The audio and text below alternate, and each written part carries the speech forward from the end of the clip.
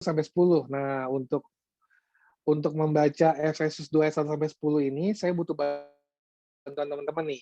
Karena kita kan judulnya Nongs with Bible gitu ya. Jadi kita buka Alkitab kita akan baca bersama. Nah, caranya gimana? Nanti yang ayat 1 yang laki-laki silakan nonaktifkan ininya, apa namanya? Mic-nya, lalu kemudian silakan membaca ayat 1 sampai 5 ya. Nanti ayat 6 sampai 10 perempuan yang baca ya. Jadi silakan dibaca dari ayat 1 sampai 5, lalu yang ayat 6 sampai 10 perempuan yang baca ya. Memang mungkin akan saling bersautan suaranya, tapi tidak apa-apa. Yang penting semangatnya di sini adalah kita bisa saling mengenal dan membaca firman Tuhan ya melalui Alkitab.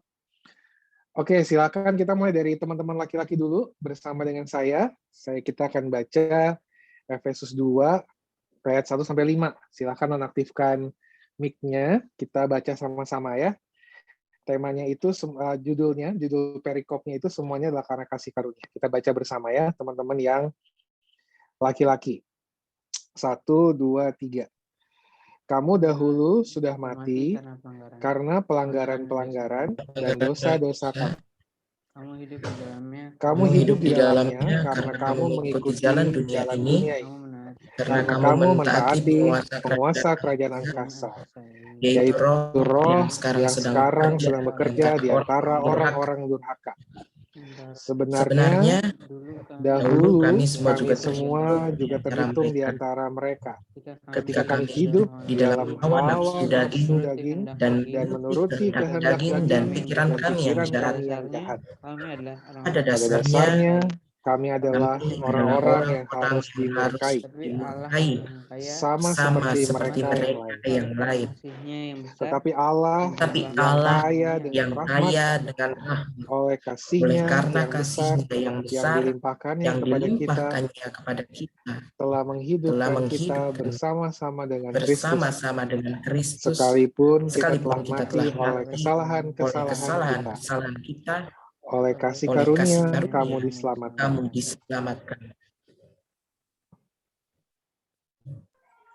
Dan di dalam Kristus Yesus Ia telah membangkitkan kita juga dan memberikan tempat bersama-sama dengan Dia di surga, supaya pada masa yang akan datang Dia menunjukkan kepada kita kekayaan kasih karunia-Nya yang melimpah-limpah sesuai dengan kebaikan-Nya terhadap kita dalam Kristus Yesus. Sebab karena kasih karunia kamu diselamatkan oleh iman. Itu bukan hasil usahamu, tapi pemberian Allah. Itu bukan hasil pekerjaanmu. Jangan ada orang yang membanggakan diri.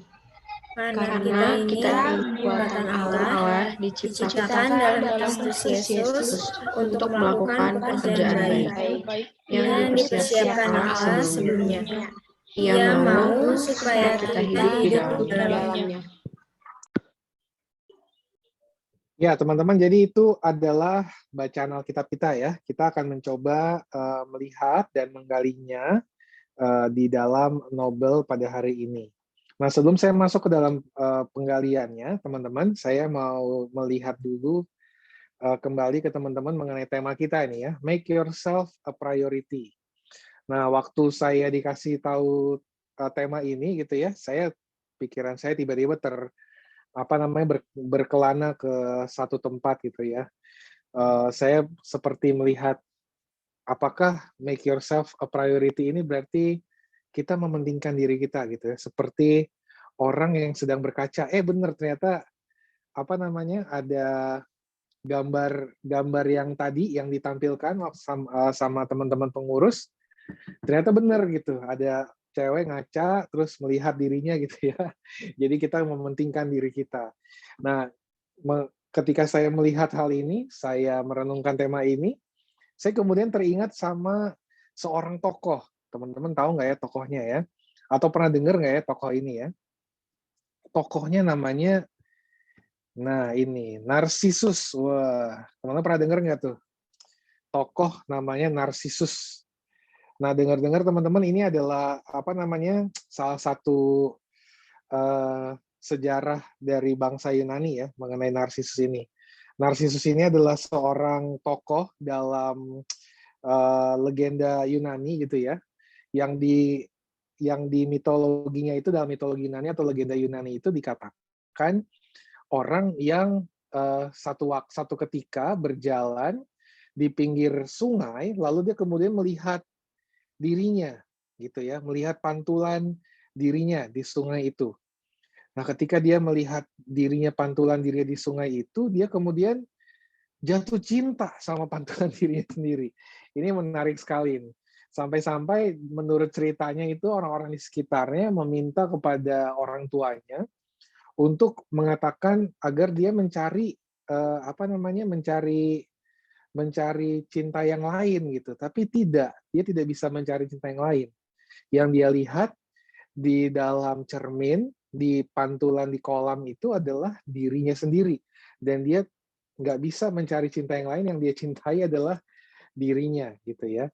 Jadi ini asal mulanya muncul kata narsis dari sini teman-teman. Jadi kalau teman-teman sering pakai kata itu dalam kehidupan sehari-hari gitu ya, narsis lu, narsis banget sih lu jadi orang gitu ya.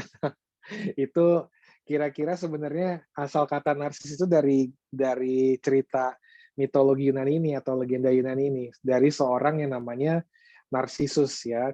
Jadi si Narsisus ini betul-betul sangat mencintai dirinya, sampai-sampai disuruh mencintai orang lain, dia nggak mau. Dia melihat dirinya di dalam kolam itu dan dia lebih mengagumi dirinya daripada orang lain. Makanya kalau orang dibilang narsis lu, ya berarti ya menonjolkan kecintaan terhadap dirinya gitu ya. Tetapi kemudian pertanyaannya, apakah kemudian ketika kita melihat make yourself priority itu sama dengan narsis? Nah, ini yang perlu teman-teman pahami dulu ya, bahwa ketika kita berbicara mengenai make yourself a priority, kita sebenarnya tidak sedang berbicara mengenai apa yang menjadi semangat si narsis ini. Mencintai diri secara berlebihan, sampai-sampai nggak mau mencintai orang lain. Karena bukan itu semangat make yourself a priority ya.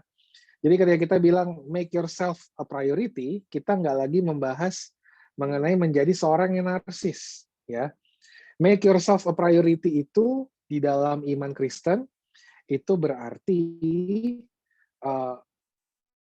bagaimana kita belajar untuk melihat diri kita, memahami siapa diri kita, memprioritaskan agar kita benar-benar bisa menjalankan hidup kita dengan keberadaan diri kita dalam terang firman Tuhan. Jadi itu temanya yang menurut saya akan nanti kita pelajari dari Efesus nih. Karena jangan sampai kita berpikir bahwa make yourself priority kemudian jangan-jangan kita mau jadi narsis nih. Tidak, kita tidak sedang mencintai diri kita berlebihan. Mencintai diri itu adalah satu hal yang baik dan perlu, tetapi kemudian tidak untuk secara berlebihan kita lakukan begitu ya. Makanya kita coba lihat Efesus ya, teman-teman. Nanti di Efesus ini, Efesus 2 ini, harapannya teman-teman bisa melihat diri teman-teman lebih jauh lagi gitu ya.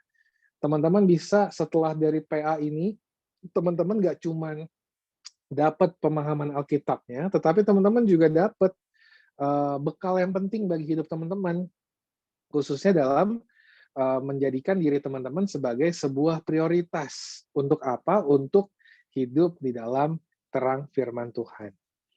Nah, kurang lebih kenapa saya memilih Efesus begitu ya.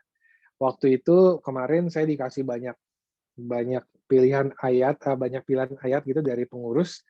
Saya lebih memilih Efesus. Kenapa? Karena Efesus 2 ini adalah sebuah surat untuk jemaat Kristen.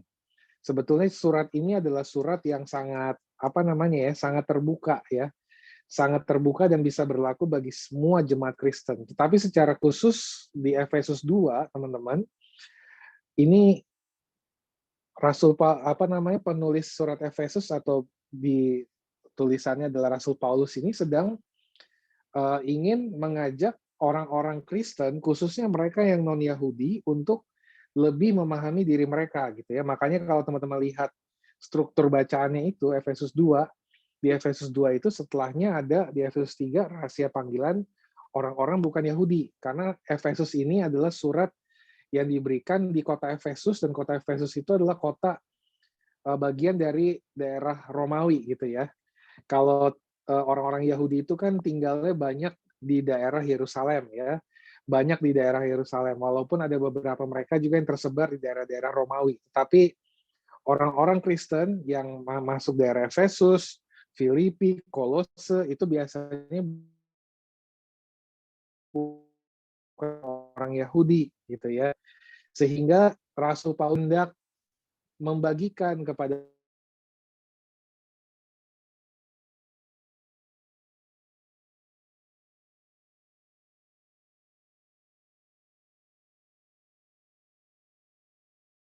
orang-orang Kristen non-Yahudi supaya mereka lebih paham siapa diri mereka. Di situ ada Yahudi, hingga kita itu ada perjanjian baru. Pertama kenal Tuhan Yesus Kristus gitu ya. Itu juga adalah orang-orang yang harus juga kenal budaya yang Tuhan Yesus bawa, pengajaran yang Tuhan Yesus bawa, yang kebanyakan itu juga berbicara mengenai budaya Yahudi. Nah, makanya surat Efesus ini diberikan kepada jemaat di Efesus supaya mereka mengenal diri mereka sebagai orang Kristen. Mereka yang bukan orang Yahudi, mereka jadi tahu gitu sebagai orang Kristen yang latar belakangnya berasal dari Yahudi, mereka harus ngapain ya gitu ya. Nah, kurang lebih seperti itu Efesus 2 1-10. Nah, makanya ini sangat pas dengan tema kita menurut saya, sehingga kita bisa lebih lagi menggali diri kita gitu ya berdasarkan pasal ini, sehingga dengan demikian teman-teman dari PA ini harapannya teman-teman bisa menggali diri. Nanti kalau waktunya cukup, teman-teman nanti gabung di kelompok, kita akan diskusi di kelompok ya, di breakout room, supaya teman-teman bisa sharing tuh. Gimana sih kehidupan teman-teman, gimana sih diri saya, gimana diri kamu, saling mengenal, saling memahami, supaya kita benar-benar bisa memprioritaskan, oh saya ini orangnya seperti ini, saya ini orangnya harus seperti ini, dan lain sebagainya. Oke, langsung saja ya, saya lanjutkan. Nah, jadi dari surat Efesus 2 ayat 1-10 ini, ketika kita berbicara menjadikan diri kita prioritas, make yourself a priority, maka teman-teman, saya mau mengajak teman-teman melihat dari dua bacaan, yang tadi Efesus 2 ayat 1-5, yang dibaca dari teman-teman yang laki-laki ya, itu ada dua kata yang menurut saya sangat penting ya untuk teman-teman garis bawahi. Kalau teman-teman biasa menggaris bawahi Alkitabnya, atau teman-teman biasa menggunakan stabilo di Alkitab handphone-nya, bisa tuh di stabilo ya. Yang saya mau garis bawahi dari Efesus 2 ayat 1-5 adalah pertama di ayat 1 itu ya. Kata kamu dahulu. Nah, ini penting banget nih, kata kamu dahulu. Dan menghidupkan kita di ayat 5 ya. Di ayat 5 tuh ada kata telah menghidupkan kita. Gitu ya, kamu dahulu dan menghidupkan kita. Dua kata ini penting teman-teman bagi Efesus 2 ayat 1-5 gitu ya. Kenapa? Karena ketika penulis surat Efesus hendak menolong jemaat Efesus mengenali siapa diri mereka, memahami siapa diri mereka yang non-Yahudi itu, penulis surat Efesus ingin mengajak mereka untuk melihat kebiasaan-kebiasaan mereka. Khususnya kebiasaan-kebiasaan mereka sebelum mereka menjadi orang Kristen. Jadi teman-teman bisa bayangkan di kota Efesus itu hidupnya dengan budaya Romawi, sedangkan Yesus itu hidupnya dengan budaya Yahudi gitu ya. Jelas sangat bertentangan gitu, bertolak belakang. Dan budaya Romawi itu budaya yang sangat bebas teman-teman. Bebas sekali, terbuka sekali, sehingga banyak kebiasaan-kebiasaan di budaya Romawi itu yang sangat bertentangan dengan yang dikehendaki oleh Tuhan gitu ya. Misalnya kalau teman-teman pernah baca di Roma gitu ya, orang-orang Efesus tuh, orang-orang Roma tuh misalnya yang non-Yahudi tuh pernah ditegur karena makan makanan persembahan berhala, yang menurut masyarakat sekitar biasa aja gitu, karena kan mereka orang terbuka ya. menurut masyarakat sekitar tuh biasa aja mereka makan makanan berhala gitu ya. Itu hal yang normal gitu. Tetapi bagi orang Yahudi itu bukan hal yang normal, karena makan makanan berhala itu adalah makan makanan yang punya Allah lain gitu. Jadi seolah-olah dia lagi melakukan pelanggaran terhadap hukum Taurat gitu ya. Nah, jadi itu teman-teman yang bikin kenapa Rasul Paulus mengingatkan kamu dahulu gitu. Kamu dahulu sudah mati karena pelanggaran dan dosa-dosamu. Kamu dahulu, kamu hidup dalamnya, mengikuti jalan dunia ini, menaati penguasa kerajaan angkasa, yaitu roh yang sedang bekerja di antara orang-orang durhaka. Saking bebasnya kehidupan orang Romawi itu, yang hidup di dalam pemerintahan Romawi dengan budaya Romawi gitu ya, budaya Yunani khususnya ya, orang Romawi itu hidupnya dengan budaya Yunani yang terbuka pikirannya gitu ya, bebas ngelakuin apapun. Nah, itu banyak kebiasaan-kebiasaan yang akhirnya nggak berkenan di hadapan Tuhan. Makanya dikatakan menaati penguasa kerajaan, orang-orang durhaka gitu ya. Dan bahkan Rasul Paulus sendiri mengatakan, kami dahulu, kami itu Rasul Paulus, penulis surat Efesus ini dan orang-orang lainnya gitu ya, yang sepelayanan dengan mereka, karena mereka hidup di dalam kehidupan yang sama gitu ya, mirip-mirip budayanya, ya mereka juga hidup dalam hawa nafsu daging gitu ya, menuruti kehendak daging, pikiran yang jahat, dan pada dasarnya mereka orang-orang yang harus dimurkai. Nah itu makanya teman-teman, ini adalah sebuah seruan gitu ya, yang diberikan kepada orang-orang di Efesus untuk mengingatkan mereka kalau kebiasaan mereka itu bukan kebiasaan yang baik. Kebiasaan bangsa mereka itu, bangsa yang non-Yahudi itu bukan kebiasaan yang baik, karena kebiasaan mereka itu bisa membuat mereka jadi menduakan Tuhan, melakukan tindakan-tindakan yang tidak yang tidak baik gitu ya. Bahkan kalau di budaya Yunani itu orang kalau teman-teman pernah baca gitu ya, sangat bebas gitu pergaulannya gitu ya, bisa melakukan berbagai macam hal. Kalau kita adalah hidup di budaya Yunani, kita bisa ngelakuin apa aja. Nah itu yang nggak diinginkan oleh Rasul Paulus gitu ya, secara khusus penulis surat Efesus ini. Orang Kristen nggak boleh hidup seperti bangsanya yang bebas itu. Orang Kristen itu harus memahami siapa dirinya, bahwa dirinya bukan lagi seperti bangsanya, tetapi dirinya adalah orang-orang yang sudah mematikan kebiasaan-kebiasaan buruk, mematikan keinginan-keinginan daging itu ya. Nah, jadi itu teman-teman dari Efesus 2 1-5. Makanya pesannya ketika kita mengatakan make yourself a priority buat apa? Priority to change gitu ya. Jadi priority untuk berubah gitu ya. Jadi make yourself priority itu adalah menjadikan dirimu sebagai prioritas dalam mengubah dirimu agar tidak menjadi seperti dirimu yang lama atau seperti orang-orang di sekitarmu yang melakukan tindakan-tindakan yang tidak sesuai dengan kehendak Tuhan. Jadi priority-nya adalah priority to change. Make yourself a priority itu adalah a priority to change.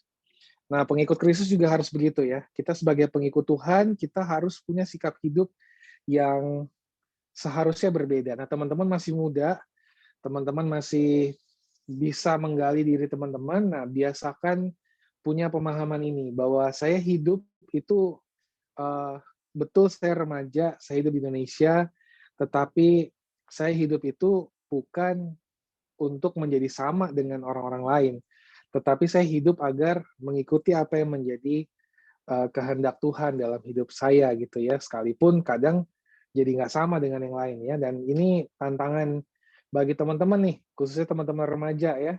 Kenapa saya bilang tantangan, dan tantangannya ini sangat amat tidak mudah gitu ya. Kenapa saya bilang tantangannya sangat amat tidak mudah? Karena tadi itu, teman-teman hidup di dunia media sosial ya. Sekalipun teman-teman nggak bisa ketemu dengan orang lain, nggak bisa bersekolah, tapi teman-teman hidup dalam dunia media sosial. Dunia media sosial tuh menawarkan banyak sekali pengajaran, mengajarkan banyak sekali hal-hal yang bisa membuat kita tuh secara sadar maupun tidak, kita sudah jadi sama dengan budaya orang-orang muda lainnya yang tidak sesuai dengan kehendak Tuhan gitu ya. ini mungkin menjadi sebuah tantangan khususnya bagi kita yang hidup di dunia media sosial. Teman-teman kalau mau lihat bagaimana hidupmu, kebiasaan hidupmu, atau bagaimana sikap hidupmu di hadapan Tuhan dan sesama, mungkin bisa, karena teman-teman adalah generasi yang hidup dekat dengan media sosial, lihatlah media sosial teman-teman. Media sosial teman-teman isinya apa sih? Instagram teman-teman tuh isinya apa? Apakah isinya hanya narsis-narsis aja gitu, kemudian atau mengata-ngatai orang lain gitu, atau jempol kalian pakai untuk mengata-ngatai orang lain, cyberbullying gitu, atau apa gitu. Itu teman-teman bisa lihat, karena kebiasaan kaum muda sekarang dengan media sosial ini, kadang-kadang secara nggak sadar kita menjadikan diri kita identitasnya jadi sama aja kayak yang lain gitu ya. Kalau yang lain cyberbullying, aku juga cyberbullying. Kalau yang lain isinya media sosialnya BTS semua, aku juga BTS semua gitu ya. Nggak tahu teman-teman beli BTS meal nggak kemarin? Itu lagi laku banget tuh, sampai ngantri-ngantri ya teman-teman ya. Nah itu apakah kita seperti itu gitu ya? Ada yang beli BTS meal, saya beli BTS meal. Padahal lupa kalau lagi ada protokol kesehatan ya, sampai ngantri-ngantri dibela-belain sampai nggak jaga jarak dan sebagainya demi dapat BTS meal, demi ikut tren saat ini gitu ya. Wah, itu tantangan tuh teman-teman, buat teman-teman. Nah, lalu postingan-postingan kalian apakah isinya hanya diri kalian aja? Apakah bermanfaat jadi berkat bagi orang lain, ataukah hanya isinya diri kalian aja, kalian menonjolkan diri kalian ya, seperti si narsisus tadi itu ya, ingin menunjukkan kepada orang-orang bahwa saya ini sempurna, saya ini baik, saya ini luar biasa. Apakah seperti itu? Nah, ini juga tantangan ya teman-teman ya.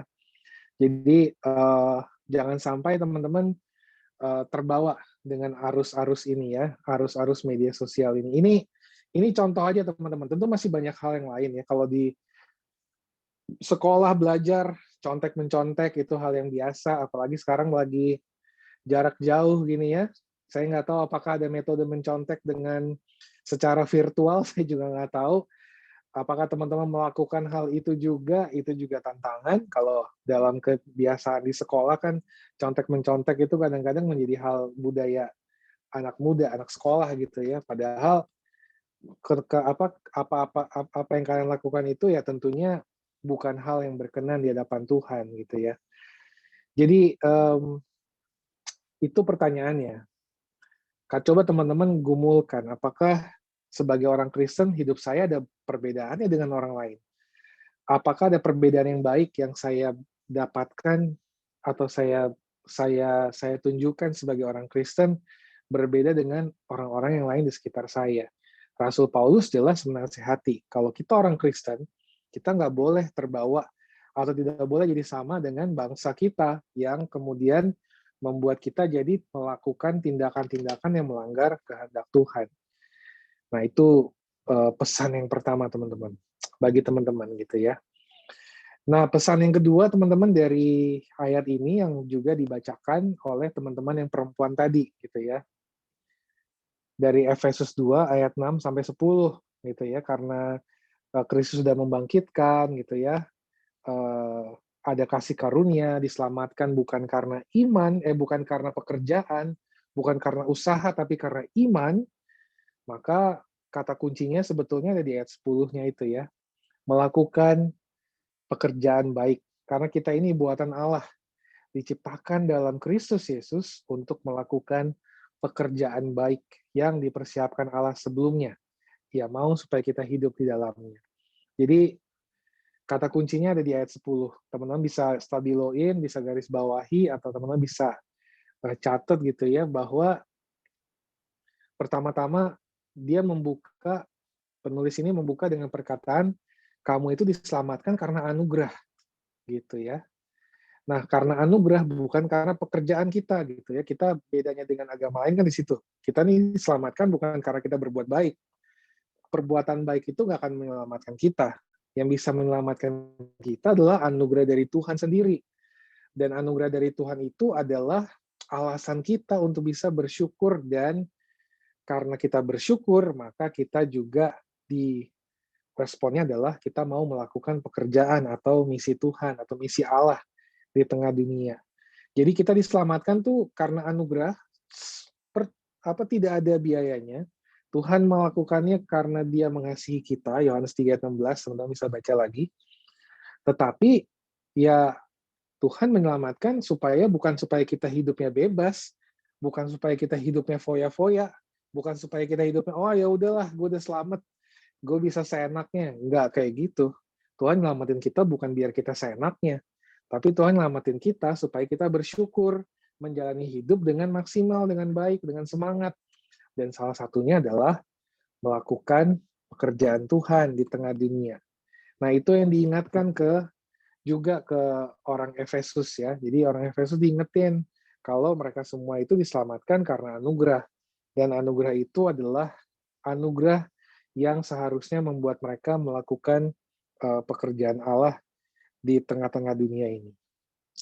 Nah, karena itu poin yang kedua ini mau mengajak teman-teman buat melihat bahwa make yourself priority itu adalah priority untuk knowing and doing, gitu ya. Make yourself priority itu adalah priority untuk knowing and doing. Apa maksudnya knowing and doing, teman-teman? Maksudnya adalah make yourself priority itu adalah membuat dirimu mengenali dirimu sendiri, gitu ya. Menjadikan dirimu prioritas untuk dikenali. Membuat dirimu prioritas supaya kamu semakin tahu siapa kamu. Supaya kamu semakin tahu apa yang menjadi kelebihan dan kelemahanmu. Supaya kamu semakin tahu apa yang menjadi kebaikanmu. Kenapa itu semua perlu dan harus? Karena melalui kelebihan dan kekuranganmu, Tuhan akan memakaimu untuk menjadi alatnya, melakukan pekerjaannya di tengah dunia ini. Jadi, make yourself priority itu prioritas untuk mengenal dan juga melakukan, gitu ya. Jadi karena Tuhan sudah merancangkan bahwa kita diselamatkan, itu karena iman, dan karena keselamatan itu Tuhan sudah merancangkan suatu pekerjaan bagi kita. Respon kita adalah melakukannya. Cara melakukannya gimana ya? Kenali diri kita. Sedari kita masih remaja, ya masih SMP, masih SMA, atau sudah kuliah, kenali apa yang menjadi kelebihan-kelebihanmu. Tuhan kasih apa dalam hidupmu, minat dan bakatmu apa. Mungkin teman-teman beberapa di sekolah juga sudah pernah mendapatkan tes minat bakat ya. Nah, dari tes minat bakat itu teman-teman bisa lihat, aku itu Tuhan tempatkan di dalam dunia ini, Tuhan berikan keselamatan dalam dunia ini, itu untuk melakukan apa? Ya, untuk melakukan sesuatu yang berdasarkan apa yang kamu miliki, bukan berdasarkan apa yang tidak kamu miliki. Jadi kalau Tuhan udah kasih kamu kemampuan untuk bermain musik misalnya, ya gunakanlah kemampuan untuk bermain musik itu untuk melakukan pekerjaan baik di tengah dunia ini. Itu anugerah Tuhan loh, sama kayak Tuhan menganugerahkan kita keselamatan gitu ya. Kalau teman-teman punya anugerah untuk bisa IT, bisa teknik informasi, bisa pakai komputer dengan baik, bisa pakai multimedia dengan baik, ya pakailah itu untuk pekerjaan baik gitu ya.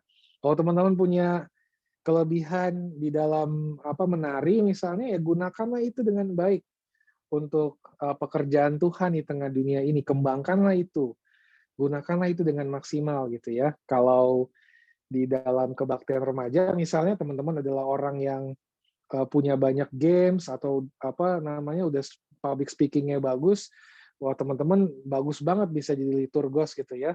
Jangan ragu untuk mengambil itu karena Tuhan menempatkan teman-teman di persekutuan kan untuk melakukan sesuatu juga. Jadi ada banyak anugerah yang Tuhan berikan dalam kehidupan kita gitu ya. Nah, teman-teman tinggal gali tuh. Apa sih kelebihanku, apa sih kekuranganku, dan teman-teman berjuang manfaatkan kelebihan dan tentunya mengurangi kekurangan ya, mengatasi kekurangan kita gitu ya. Tentu Tuhan menganugerahkan semua itu karena ada pekerjaan baik yang Allah mau berikan bagi teman-teman. Nah, makanya teman-teman mumpung kalian masih muda, kenalilah diri kalian ya, supaya kalian bisa melakukan sesuatu yang baik. Make yourself priority itu adalah jangan dulu buru-buru mengatakan saya mau mengenali orang lain. Kenali dulu dirimu gitu ya. Karena kan kalau udah remaja gini biasa pengen kenal orang kan, pengen kenal orang lain kan.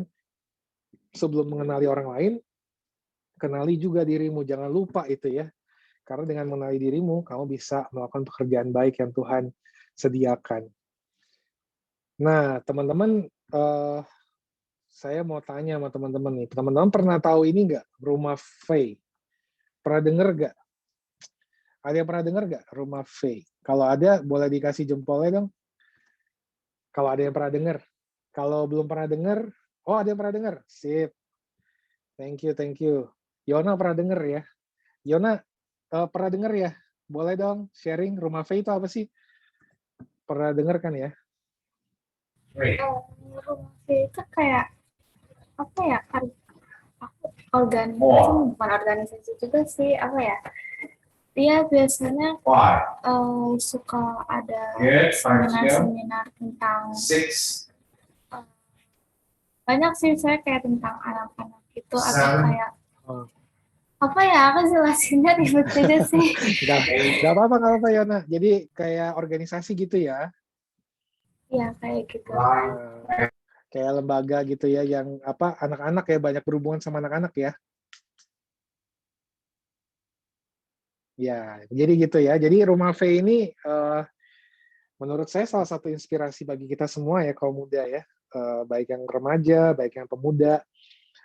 Rumah Faye ini adalah salah satu lembaga yang berurusan dengan human trafficking, tapi secara khusus itu trafficking anak-anak. Jadi perdagangan anak gitu ya. Rumah Faye itu banyak berbicara mengenai hal itu. Nah, saya mau mengajak teman-teman untuk melihat nih siapa pendiri Rumah Faye ya. Bagi teman-teman yang belum tahu ya, nah, yang mendirikan namanya Faye Simanjuntak. Saya mau puterin video, teman-teman coba perhatikan ya videonya ya. Bagi kita semua ya. Sebentar ya, saya cari dulu videonya ya. Oke.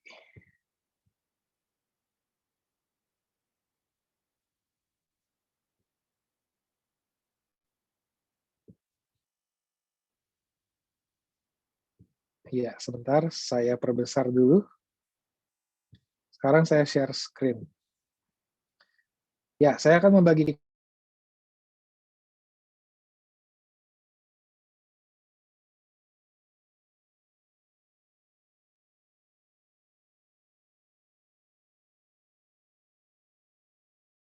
Perdagangan manusia adalah kriminal aktivitas berurutan ketiga di seluruh dunia. 79% dari kriminal aktivitas tersebut adalah perdagangan seksual terhadap perempuan. Di Indonesia sendiri 43,5% anak-anak yang diperdagangkan di bawah 14 tahun.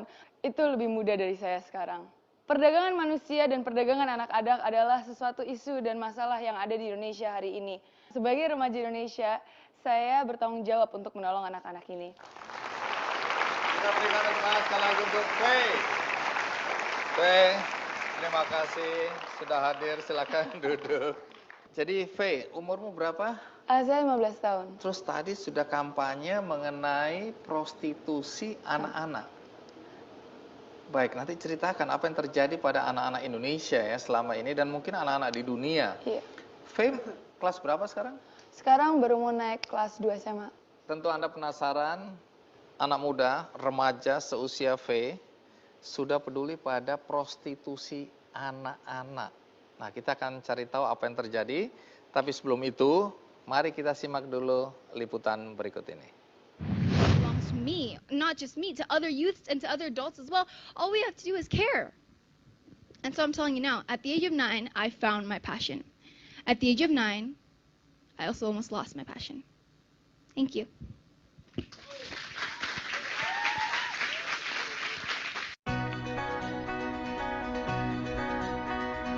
Faye Simanjuntak, anak muda yang dikenal sangat gigih dalam melawan perdagangan dan prostitusi anak. Faye tergerak menyuarakan perlawanan terhadap kasus perdagangan anak yang marak terjadi. Di usianya yang masih belasan tahun, Faye mendirikan Rumah Faye sebagai bentuk perjuangannya melawan perdagangan anak.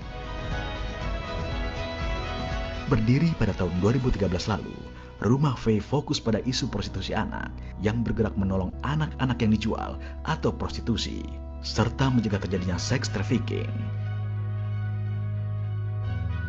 Faye menerapkan konsep 3P dalam Rumah Faye. yaitu pencegahan, pembebasan, dan pemulihan.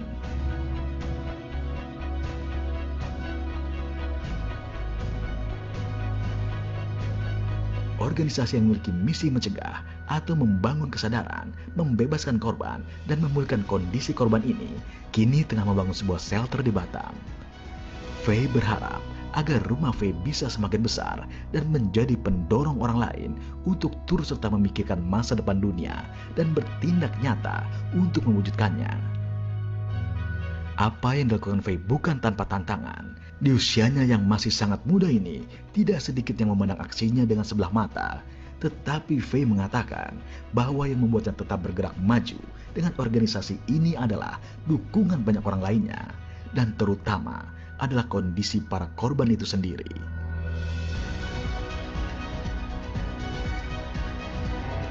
Kita adalah generasi penerus. Ini adalah bangsa kita, ini adalah dunia kita. Kita sebagai remaja bertanggung jawab untuk membuat masa depan, untuk menjadi perubahan. Be the change for a better future. Merdeka!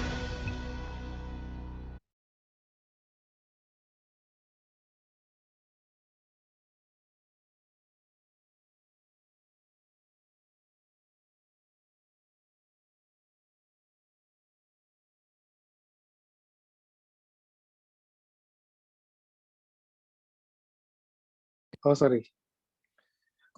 Jadi teman-teman Rumah Faye ini temukan oleh seorang remaja yang waktu itu tahun 2016, itu dia masih berusia 15 tahun. Sekarang usianya udah mendekati 18 ya. Udah 18 atau 19, usia 19 tahun ya. Kurang lebih seperti itu ya.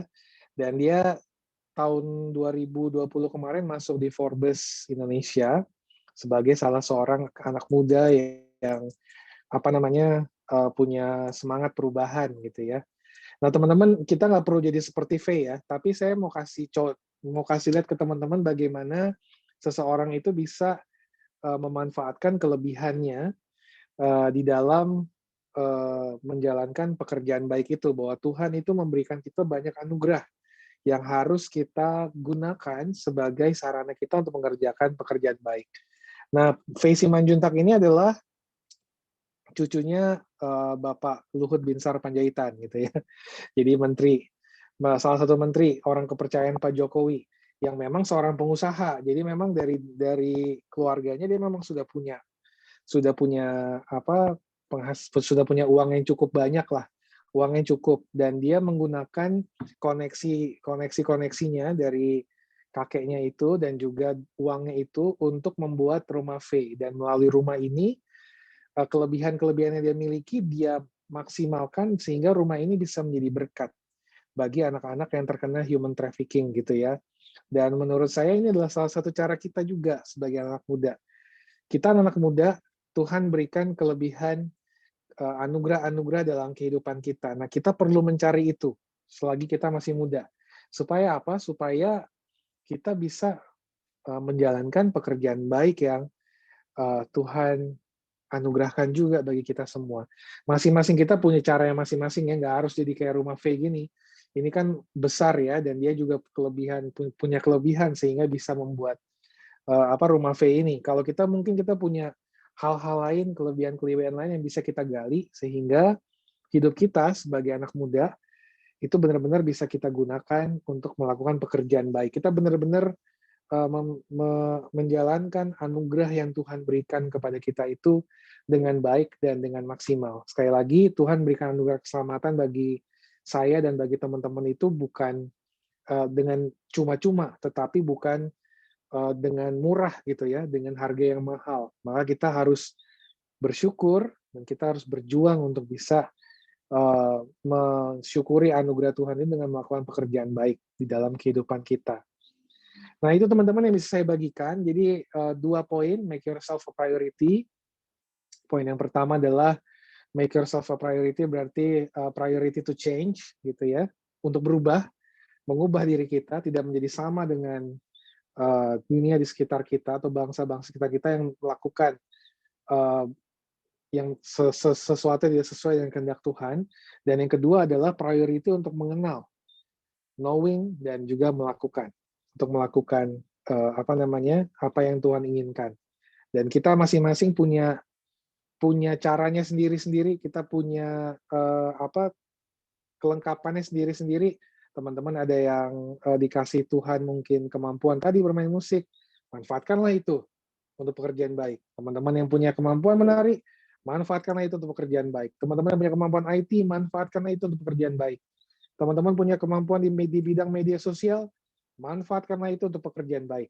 Sehingga teman-teman, apa yang teman-teman punya, benar-benar teman-teman bisa maksimalkan bagi apa yang Tuhan kehendaki dalam hidup kita. Jadi itu teman-teman yang boleh saya bagikan lewat PA pada hari ini. Tentu kalau ada pertanyaan, saya mengundang teman-teman untuk boleh bertanya. Kalau teman-teman tidak mau bertanya, nggak apa-apa, nanti saya yang balik nanya. Gitu ya, kita mau PA-nya juga bisa lebih, bisa lebih interaktif, jadi teman-teman juga nanti akan ada kesempatan juga untuk bisa saling berbagi, gitu ya. Oke, silakan teman-teman kalau ada yang mau bertanya mengenai materi pada hari ini, karena ada jatah pertanyaan. Adakah yang mau bertanya, teman-teman? Silakan, make yourself a priority.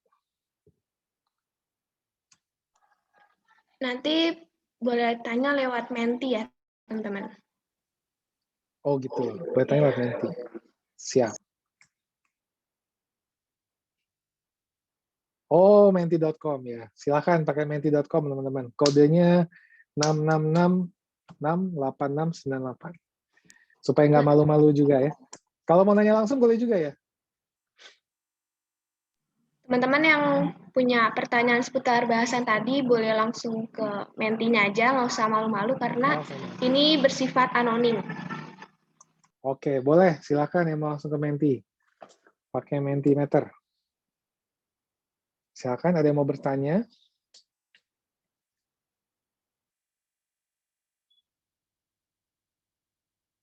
Kalau tidak ada, nanti kita masuk ke kelompok ya, teman-teman ya. Saya yang balik nanya nanti.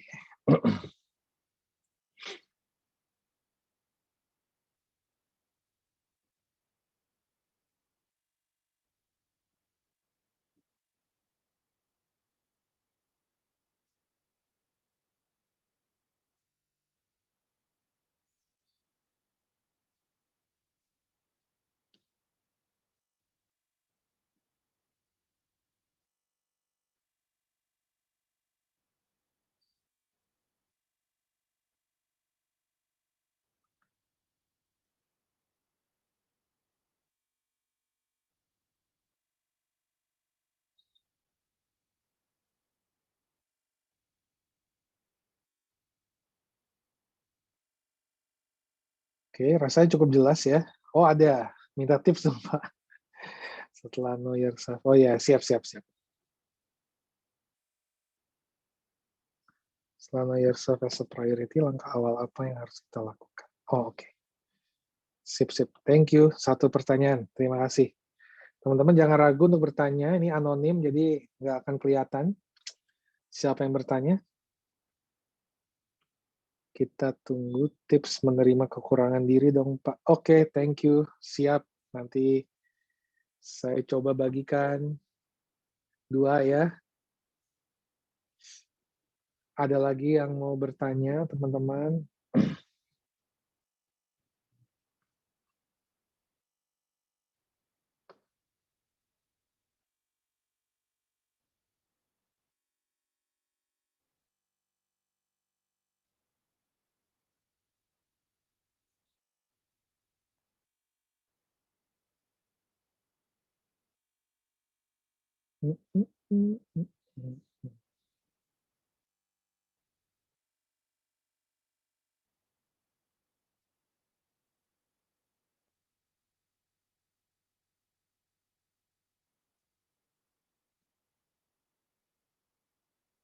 Saya tunggu 1 menit lagi, teman-teman ya. Nanti kalau masih ada yang mau bertanya, 1 lagi, lalu saya akan jawab nanti ya pertanyaan yang diberikan.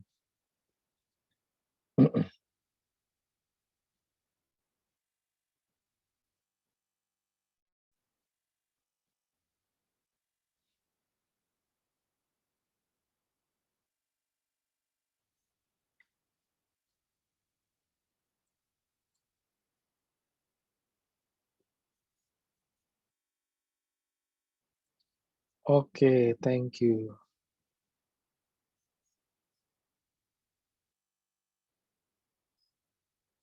Oh, oke. Siap, siap. Baik, 3 pertanyaan, saya jawab dulu ya. Nanti teman-teman kalau mau nanya, boleh dimasukkan aja langsung ke menti.com ya. Nanti saya akan coba jawab pertanyaan teman-teman. Semoga dengan menjawab 3 pertanyaan ini, barangkali kalau ada yang punya pertanyaan juga, bisa terjawab begitu ya. Ya mau nanya Alkitabnya juga boleh ya, kalau mau nanya aplikasi juga boleh. Ah, thank you. Jawabannya, pertanyaannya bagus-bagus. Baik, saya akan jawab pertanyaan dari sudut biru dulu. Setelah know yourself as priority, teman-teman kalau masih mau nanya, silahkan dituliskan di menti.com ya. Minta tips dong Pak, setelah know yourself as a priority, langkah awal apa yang harus kita lakukan? Oke, setelah kita know yourself, gitu, know ourselves gitu ya, tahu diri kita, mengenal diri kita, mulai itu kelihatan kelebihan kita apa, kekurangan kita apa, minat kita apa, dan lain sebagainya.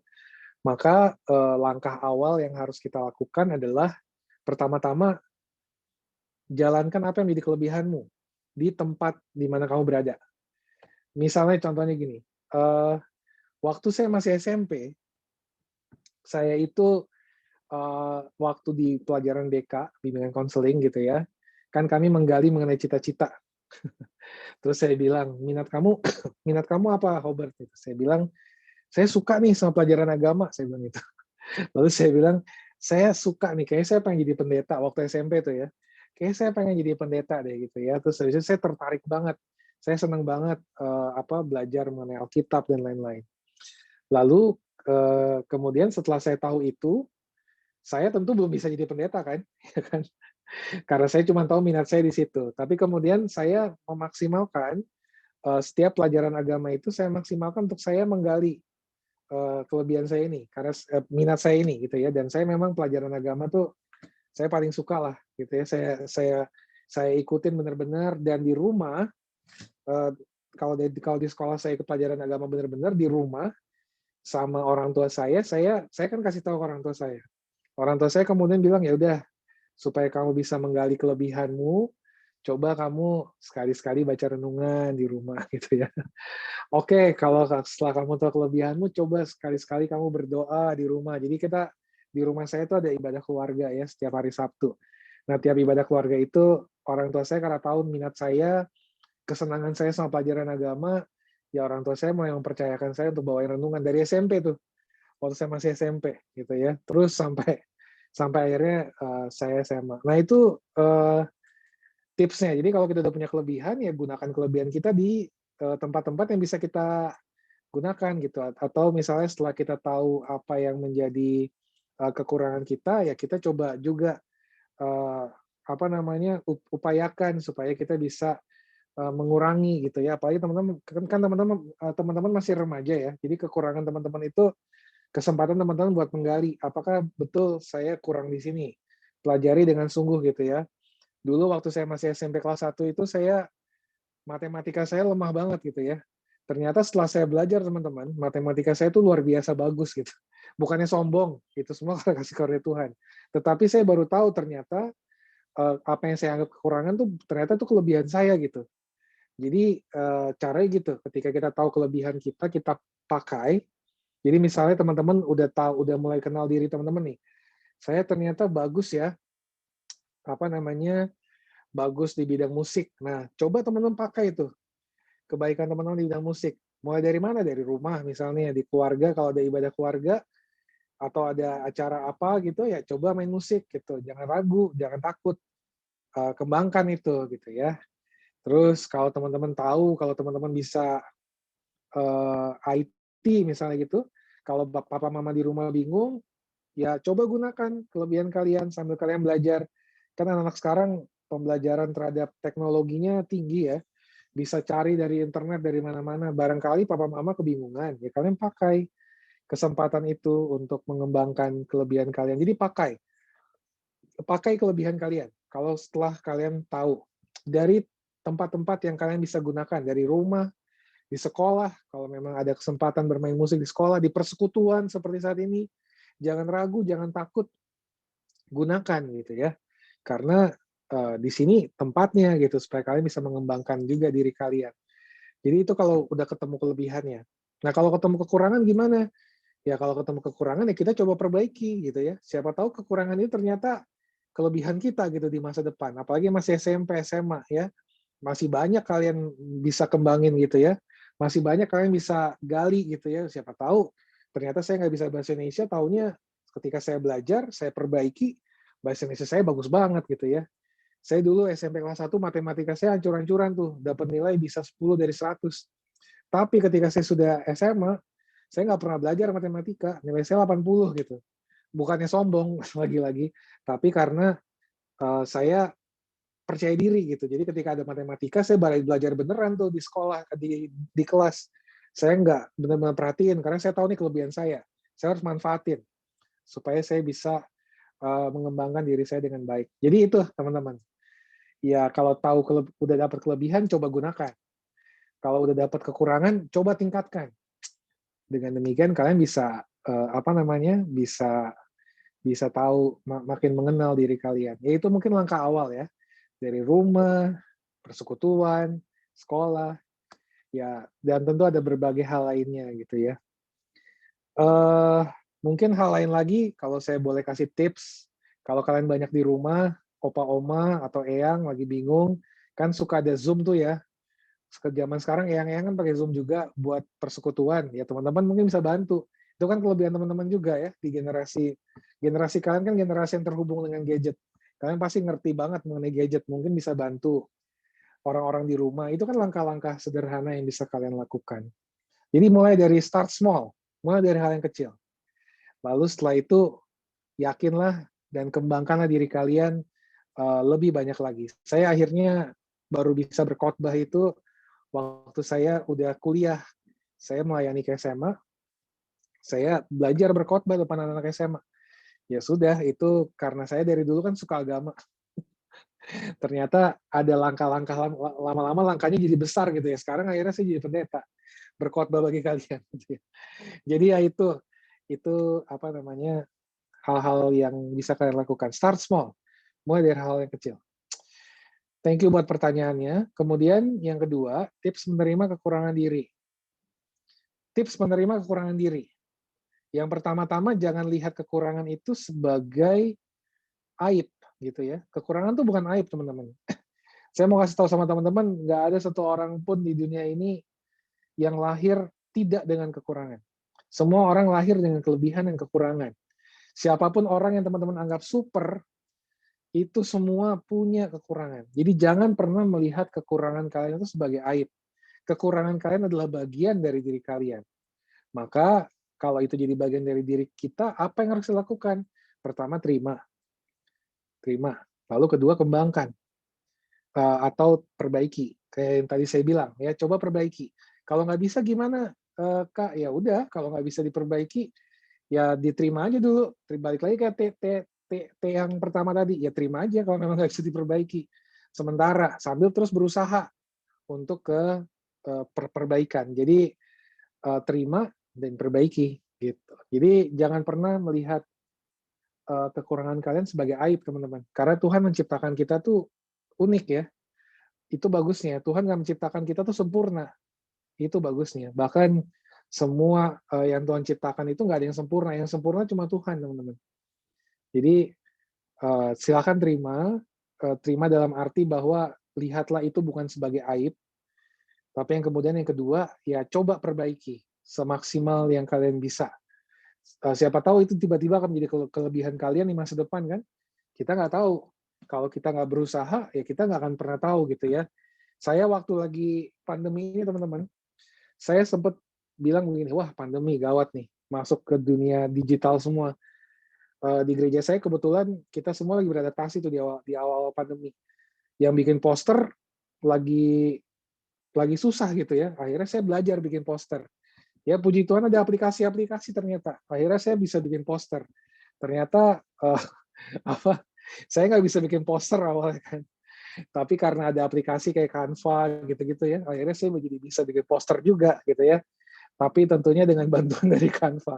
Tapi akhirnya saya melihat bahwa, oh ternyata saya bisa bisa memperbaiki kekurangan saya itu. Saya jadi belajar edit video, saya jadi belajar pakai Zoom, pakai alat teknologi lainnya ya. Salah satu hal yang saya pikir itu dulu kekurangan saya. Saya nggak bisa bikin poster, nggak bisa bikin video dan lain sebagainya. Ternyata sekarang ya puji Tuhan ya, belajar dan bisa walaupun nggak sempurna, walaupun itu nggak sebaik orang profesional atau nggak sebaik orang yang punya bakat di situ ya, karena memang saya merasa bakat saya bukan di situ, tapi paling tidak saya bisa lah mengerjakan gitu ya. Jadi itu, terima dalam arti jangan lihat itu sebagai aib dan coba perbaiki. Nggak ada yang sempurna teman-teman. Cari semua orang di dunia ini nggak ada yang sempurna. Bahkan orang yang menurut kalian paling sempurna sekalipun, yakinlah dia juga nggak sempurna. Jadi jangan pernah merasa minder. Kita semua nggak ada yang sempurna. Itu yang kedua ya, jawaban yang kedua. Yang ketiga, misalkan kita sudah berusaha make ourselves a priority, tapi orang lain melalui perkataan, perbuatan, membuat kita jadi enggan make ourselves a priority. Itu gimana cara kita menyikapinya? Nah, ini adalah komitmen.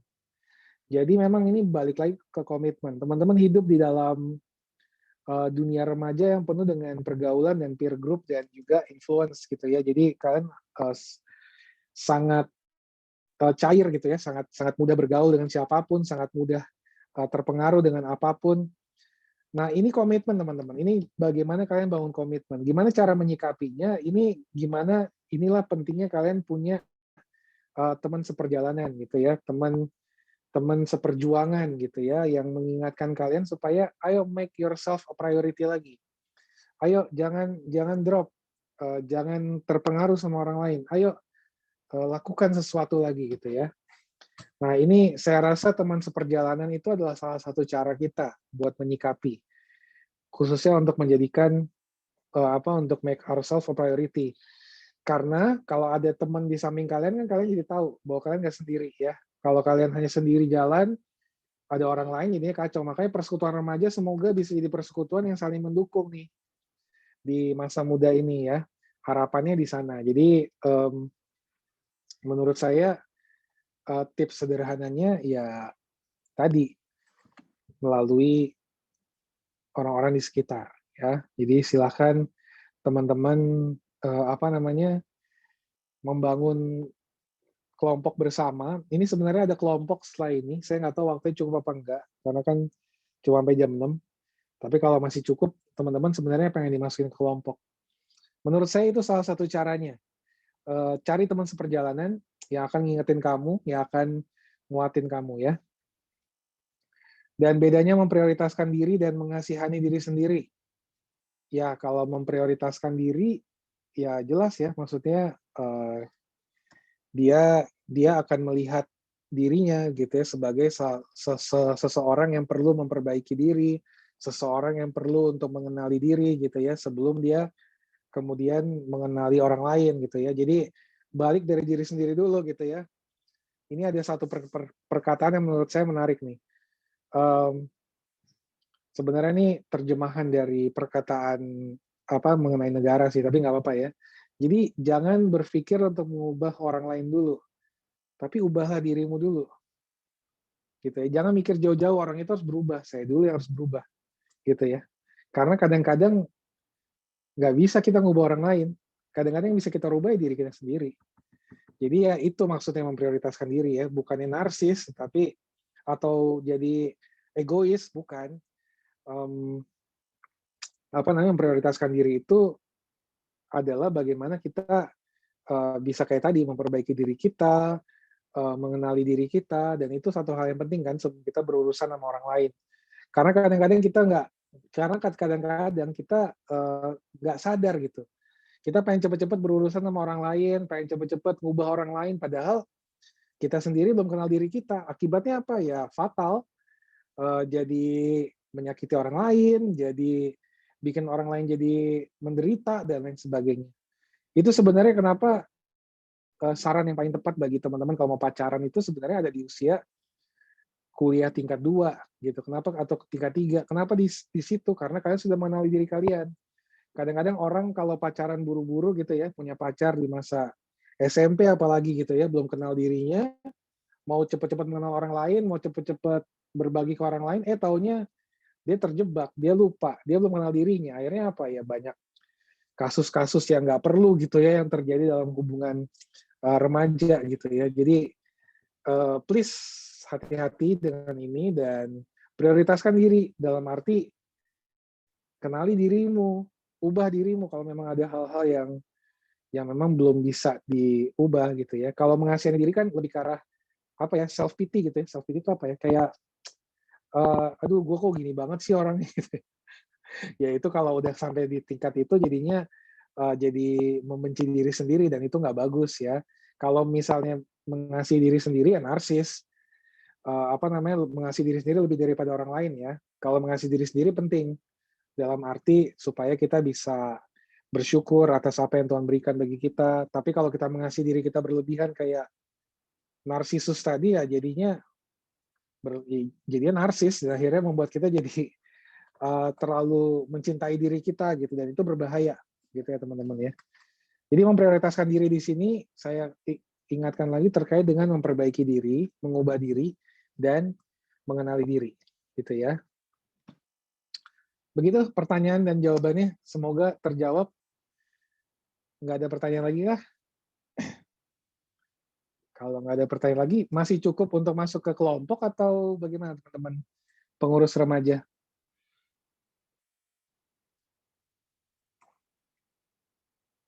Bagaimana teman-teman? Kita masih bisa ke kelompok atau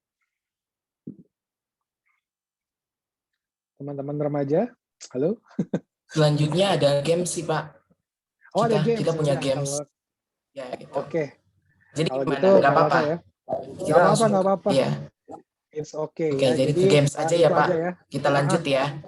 Oke. Siap. Kalau gitu ya, saya tutup terima dulu kasih ya. banyak, Pak, untuk silakan. Saya tutup dulu ya, teman-teman ya. Oke, jadi teman-teman tolong dicatat dua hal ini. Kita nggak jadi masuk dalam kelompok, tapi saya minta teman-teman mencatat dan jadikan ini sebuah apa ya? Sebuah catatan. Mungkin bisa di-sharingkan ke teman-teman kelompok di remaja gitu ya. Mengenai dua hal ini. Apakah ada perubahan yang kamu rasakan setelah menjadi orang Kristen? Gitu ya. Kalau ada perubahan apa? Kalau belum kenapa? Coba teman-teman gali. Ini cara teman-teman untuk mengenali diri teman-teman juga. Nah, menurut teman-teman, dengan keadaan teman-teman saat ini, kelebihan dan kekurangan teman-teman, kira-kira Allah mau pakai teman-teman untuk apa? Coba teman-teman catat dua pertanyaan ini. Kalau misalnya teman-teman pengurus bersedia untuk follow up, ini akan bagus banget.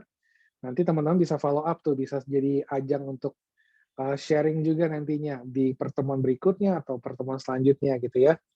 Ini dua pertanyaan ini aja, dan ini akan menjadi sebuah momen sharing yang bagus, dan ini akan bermanfaat untuk kalian saling mengingatkan satu sama lain gitu ya. Jadi nanti boleh nanti kalau kapan-kapan ini mau ditindaklanjuti, ini ada dua pertanyaan ya teman-teman ya.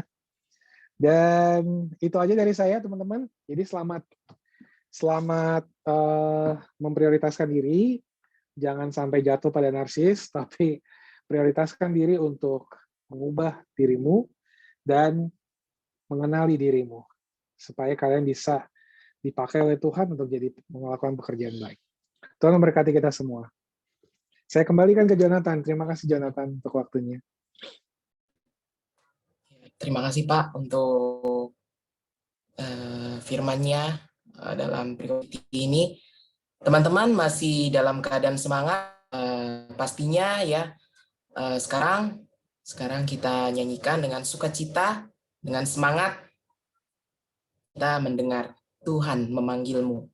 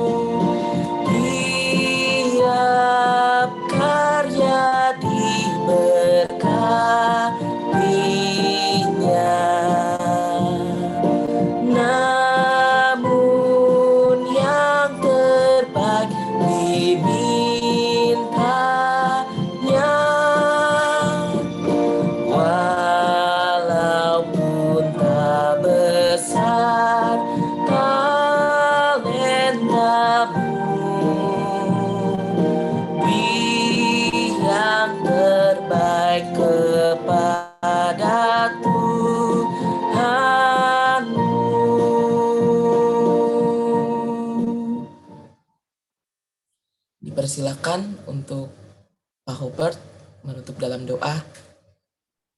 Siap. Ini sekalian doa syafaat atau langsung doa penutup aja, Jonathan? Doa penutup aja, Pak.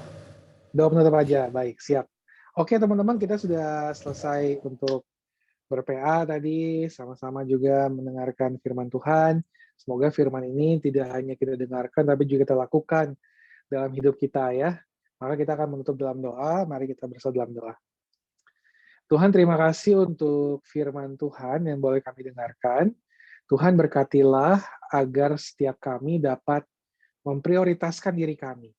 Memprioritaskan bukan dalam rangka untuk narsis, tetapi dalam rangka agar kami dapat mengubah diri kami, tidak menjadi sama dengan remaja-remaja sekitar kami dalam arti melakukan tindakan-tindakan yang tidak sesuai dengan kehendak Allah, tetapi juga sekaligus menggali apa yang menjadi diri kami, kelebihan dan kekurangan yang Tuhan anugerahkan untuk kami dapat gunakan bagi pekerjaan Tuhan di tengah-tengah dunia ini. Bapak, tolonglah kami untuk semakin memahami hal ini dalam hidup kami, sepulang kami dari persekolah remaja ini, dan kiranya Tuhan menyertai kami dalam berbagai aktivitas kami yang masih ujian, atau kami yang sedang mencari sekolah, atau kami yang sedang berjuang untuk naik ke kelas, dan berbagai pergumulan kami lainnya, beserta juga dengan orang tua kami, dan juga orang-orang yang kami kasihi, kiranya cinta kasih Tuhan boleh senantiasa menyertai dan melindungi dan menjaga kami, khususnya juga memberikan kesehatan di tengah masa pandemi saat ini.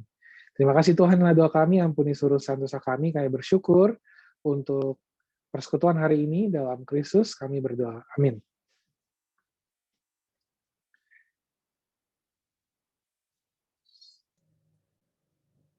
Ya, teman-teman, kita lanjut ke sesi fun games. Masih dalam keadaan on cam, jangan kemana-mana dulu. Fun games kali ini adalah CCM, atau yang kita kenal cerdas cermat Alkitab. Oh ya Tisha, kira-kira gimana sih cara mainnya CCM ini? Nah Kak, caranya gampang banget. Yang pertama, kalian tentunya harus on cam. Dan yang kedua, kalau kalian udah merasa tahu jawabannya, kalian boleh langsung raise hand. Nanti kita lihat siapa yang dua raise hand itu yang boleh jawab. Ya, gitu ya caranya. Jadi jangan khawatir karena games kita banyak-banyakan siapa nih yang paling aktif, siapa benar, cepat dan tepat jawabnya, itu dia pemenangnya. Jadi bakal ada hadiah. Ya. Jadi kita mulai yuk. Kita sekarang jadi kita mulai pemanasan dulu ya mungkin ya. Satu soal. Nah, ini dia pertanyaannya. Siapakah putra Abraham yang diberikan Allah kepadanya dan disebut sebagai anak perjanjian? Siapa nih? Kira-kira. Ishak bukan sih Kak jawabannya? Betul. Itu dia jawabannya. Jadi kayak gitu ya. Nanti raise hand dulu. Kita cepet-cepetan siapa yang bisa jawab. Lanjut. Oke, jadi mungkin ya teman-teman semua ya. Kalau udah siap, kita mulai gamenya.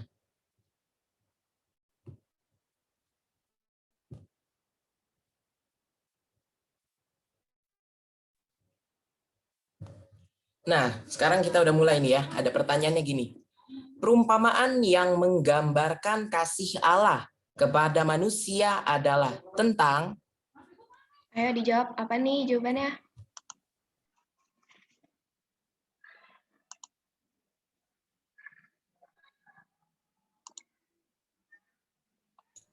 Perumpamaan yang menggambarkan kasih Allah kepada manusia. Boleh diingat-ingat dulu. Anak yang hilang, talenta, gadis-gadis yang bijak, atau seorang penabur? Ken, siapa? Iyas, ayo duluan. Siapa yang duluan tadi? Benar nggak kira-kira? Kita lihat. Oke, anak yang hilang ya. Kita lihat jawabannya.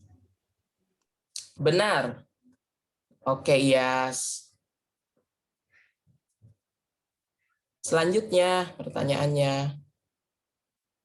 Pertanyaan ketiga. Pembagian kitab-kitab dalam Alkitab. Nah, ini jumlahnya nih. Perjanjian lama berapa? Perjanjian baru berapa?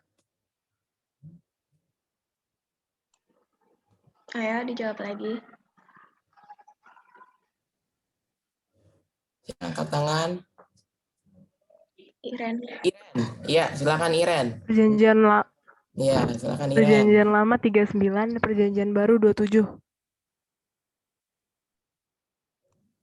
Coba jawabannya gimana? Benar atau enggak? Benar. Iya, benar. Oke, Iren. Lanjut. Pertanyaan selanjutnya.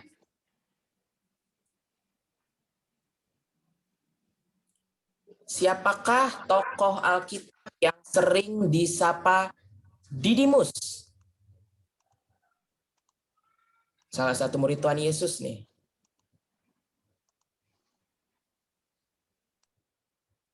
Boleh reaction, kasih reaction. Siapakah tokoh Alkitab yang sering disapa Didimus? Yohanes, Thomas, Nathaniel, Yudas Iskariot. Yes. Ya boleh ya. Thomas, Kak. Thomas. Ya, Thomas. Thomas. Jawabannya gimana? Thomas benar atau enggak? Oke, Thomas benar. Oke, ya, selanjut. Soal berikutnya. Siapakah orang buta di dekat Yeriko yang disembuhkan Yesus? Ada Bartolomeus, Matius, Yairus, Bartimeus.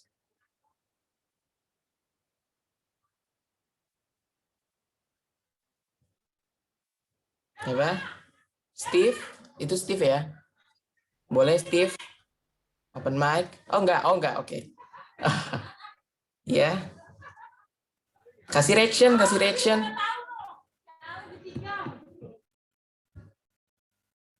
Ayo dijawab aja. Oke, komisi anak boleh.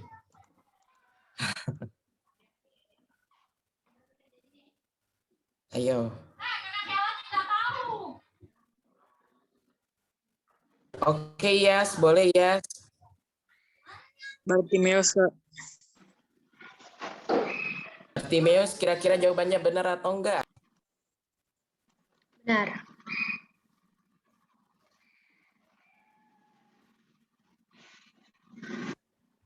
Next, pertanyaan selanjutnya.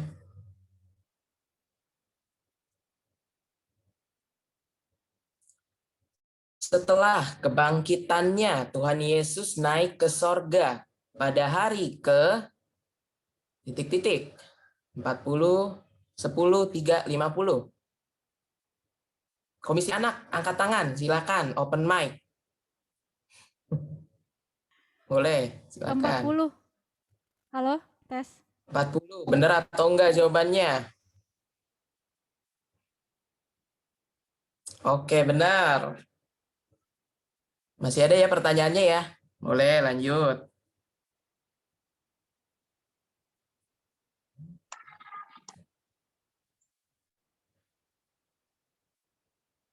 Apa udah cukup Habis segitu pertanyaannya? Oh, udah habis. Oke, nggak kerasa ya. Oke, langsung aja diumumin nih pemenangnya ya dari kuis ini ya. Tadi Iyas berhasil menjawab 3 soal. Ya. Terus Iren, ya kalau nggak salah ya ini catatannya. Jadi pemenangnya Iyas dan Iren. Nanti pengurus Korem hubungin untuk hadiahnya. Oke. Nah, puji Tuhan, hari ini Nobel Season 6 berjalan dengan lancar. Dan pastinya seru ya, harus seru ya. Kiranya apa yang kita pelajari dan dapatkan pada hari ini dapat menjadi pelajaran dalam kita menjalani hidup sehari-hari. Sebelum berakhir mungkin bisa kita foto-foto dulu ya, teman-teman. Yang belum on cam boleh on cam. On cam dulu ya guys, kita mau foto.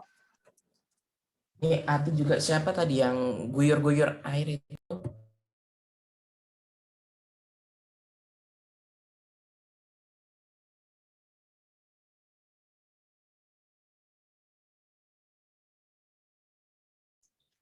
Oke, on cam dulu ya guys semuanya. Yuk on cam dulu, on cam, on cam.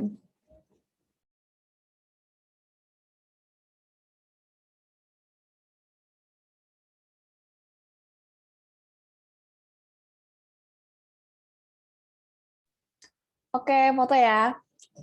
1, 2, 3. Oke, lagi-lagi. Sekarang pakai gaya ya guys. Gaya bebas, gaya bebas. 1, 2, 3. Oke, makasih guys.